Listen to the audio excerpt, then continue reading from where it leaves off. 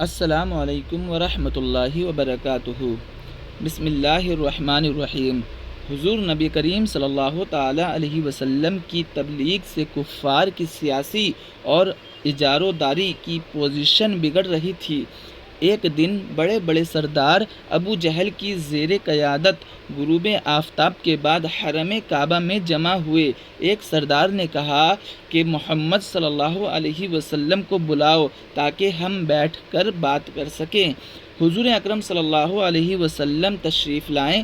کفار مکہ نے کہا کہ آپ روز ہمارے دین میں عیب نکالتے ہیں اور ہمارے بتوں کو برا بھلا کہتے ہیں، آپ اس کو چھوڑ دیں۔ انہوں نے آپ صلی اللہ علیہ وسلم کو کئی قسم کے لالچ بھی دیے اور دھمکیاں بھی دی، لیکن حضور نبی کریم صلی اللہ علیہ وسلم نے ان کی پیشکش مسترد کر دی۔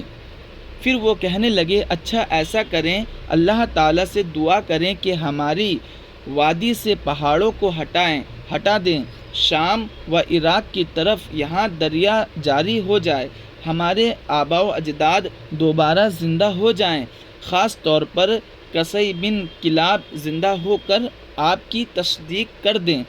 مزید کہا، کم از کم ایک فرشتہ ہمیشہ آپ کے ساتھ ساتھ رہے۔ پھر کہنے لگے، یہاں سونے اور چاندی کی ڈھیر لگ جائے، اگر ایسا ہو گیا تو ہم ضرور ایمان لائیں گے۔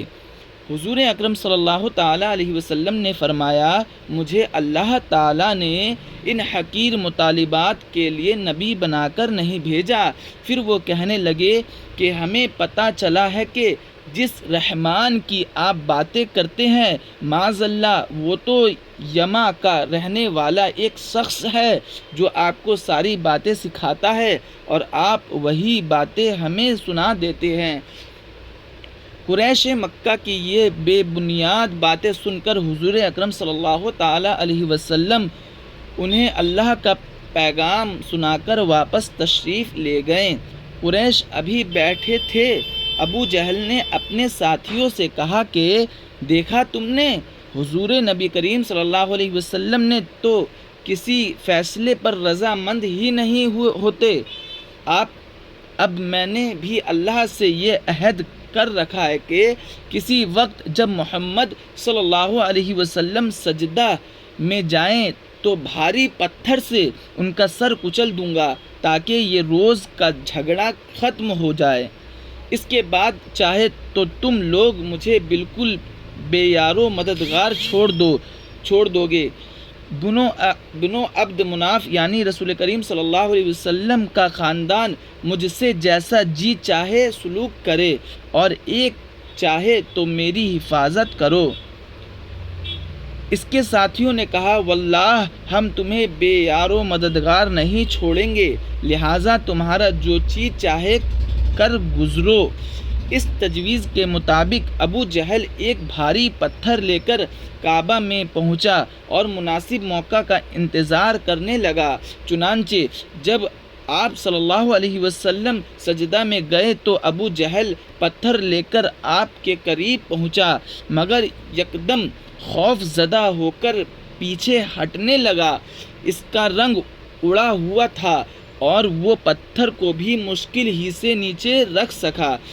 اس کے ساتھی بڑے متعجب تھے کہ یہ کیا ہو رہا ہے۔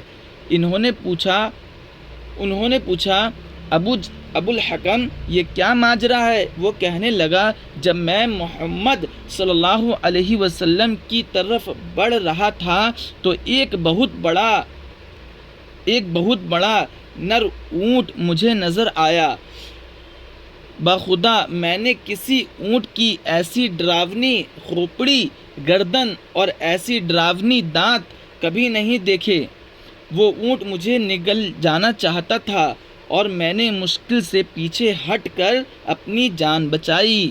سبحان اللہ! ابو جہل بھی دیکھ چکا آیا تھا قتل کرنے حضور کو، ابو جہل نے بھی دیکھا، کیا اللہ کی شان ہے۔